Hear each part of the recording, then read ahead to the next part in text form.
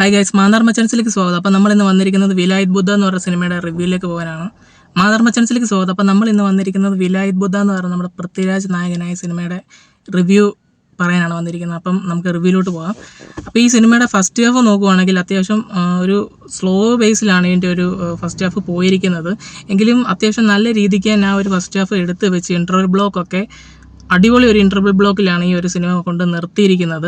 പിന്നെ അത് സംഭവം എന്തെന്ന് വെച്ച് കഴിഞ്ഞാൽ ഒരു ഈഗോ ക്ലാഷ് സംഭവം തന്നെയാണ് ഈ ഒരു സിനിമയുടെ ഒരു പ്രത്യേകമായിട്ട് നമ്മൾ പറയേണ്ട ഒരു പ്രമേയം എന്ന് പറഞ്ഞാൽ. പിന്നെ ഇനി സെക്കൻഡ് ഹാഫിലേക്ക് വരുവാണെങ്കിൽ എനിക്ക് ഫീൽ ചെയ്യുന്നത് വെച്ചാൽ ഇതിൻ്റെ റൈറ്റിംഗ് ഒക്കെ കുറച്ചൊന്ന് ഡൗൺ ആയിട്ടുണ്ട് സെക്കൻഡ് ഹാഫിൽ. പിന്നെ ഇതിൻ്റെ ലെങ്ത് എന്ന് പറഞ്ഞാൽ ഏകദേശം 3 മണിക്കൂറിനടുത്താണ് ഈ ഒരു സിനിമയുടെ ലെങ്ത്. അപ്പോൾ അതും ഒരു പ്രശ്നമാണെന്ന് എനിക്ക് തോന്നി പടം കണ്ടപ്പോൾ. അപ്പോൾ കുറച്ച് ലെങ്ത് കൂടിയത് നമുക്ക് ഫീൽ ചെയ്യുന്നുണ്ട് കാണുമ്പോൾ.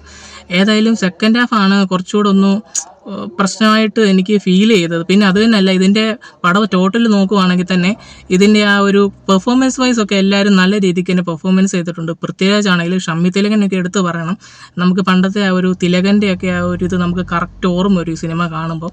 പിന്നെ ജെയ്ക്സ് ബിജോയാണ് മ്യൂസിക് ചെയ്തിരിക്കുന്നത്. ജെയ്ക്സ് ബിജോയുടെ BGM ഒക്കെ പക്ക സാധനമാണ്. പുള്ളിയുടെ BGM ഈ സിനിമയെ പിടിച്ചിങ്ങനെ നിർത്തുന്നത് നമുക്ക് പല സ്ഥലങ്ങളിൽ ഫീൽ ചെയ്യുന്നുണ്ട്. പിന്നെ സെക്കൻഡ് ഹാഫിലെ കാര്യം വേറെ എന്ന് വെച്ച് കഴിഞ്ഞാൽ ഇതിൽ കുറച്ച് സീൻസ് ഒക്കെ ഉണ്ട്, മാസമായിട്ടുള്ളതൊക്കെ നമുക്ക് ഇഷ്ടപ്പെടുന്ന രീതിയിലത്തെ കുറച്ച് സീൻസ് ഉണ്ട്.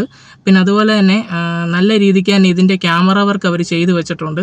പിന്നെ ബാക്കിയുള്ള പരിപാടിയെല്ലാം ടെക്നിക്കൽ വശം എല്ലാം അടിപൊളിയാണ്. പക്ഷേ എഴുത്ത് ഈ സിനിമയുടെ കുറച്ചും കൂടെ ഒരു നന്നായിട്ട് എഴുതിയിരുന്നെങ്കിൽ, അതേപോലെ തന്നെ ലെങ്ത് കുറച്ചുകൂടെ ഒന്ന് കുറച്ചിരുന്നെങ്കിൽ ശരിക്കും പറഞ്ഞു കഴിഞ്ഞാൽ ഒരു കിടിലൻ ഒരു പടം ആകേണ്ട ഒരു സിനിമ തന്നെ ആയിരുന്നു. റൈറ്റിങ്ങിൻ്റെ ഒരു പോരായ്മയിൽ ഈ സിനിമ എൻ്റെ ഒരു അഭിപ്രായത്തിൽ ഒരു ആവറേജ് ആയിട്ടാണ് എനിക്ക് ഫീൽ ചെയ്തത്. പക്ഷേ തിയേറ്ററിൽ പോയി ഈ സിനിമ കാണുവാണെങ്കിൽ നിങ്ങൾക്ക് വെർത്തായിട്ടുള്ളൊരു സിനിമയായിരിക്കും. കാരണം ആക്ഷനും അതിനനുസരിച്ചുള്ള ഇമോഷനും കാര്യങ്ങളും നമുക്കൊരു സിനിമ തിയേറ്ററിൽ പോയി കാണുമ്പോൾ എങ്ങനത്തെ പടമാണോ കാണുമെന്ന് ആഗ്രഹിക്കുന്ന അങ്ങനത്തെ ഒരു സിനിമയാണ്. പിന്നെ നമുക്ക് എല്ലാവർക്കും അറിയാം, നമ്മൾ വിട്ടുപോയ സംവിധായകനായിട്ടുള്ള സച്ചിയുടെ ഒരു സ്വപ്ന ചിത്രമായിരുന്നു ഈ സിനിമ.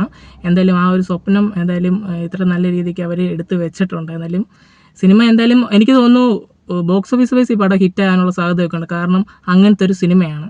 എഴുത്തിലൊരു ഇത് വന്നെന്ന് പറഞ്ഞാൽ മാസ് സീൻസും തിയേറ്ററിൽ കയറിയ ആൾക്കാർക്ക് കാണാനുള്ള സാധനങ്ങളൊക്കെ ഈ പടത്തിലുണ്ട്. പക്ഷേ എനിക്ക് ഈ ഒരു സിനിമ ഒരു ആവറേജ് അനുഭവമായിട്ടാണ് തോന്നിയത്. നിങ്ങൾക്ക് നിങ്ങളുടെ അഭിപ്രായം എന്താണെന്നുള്ളത് നിങ്ങൾ കമൻറ്റ് ചെയ്യുമ്പോൾ നമ്മുടെ ഇന്നത്തെ വീഡിയോ ബൈ.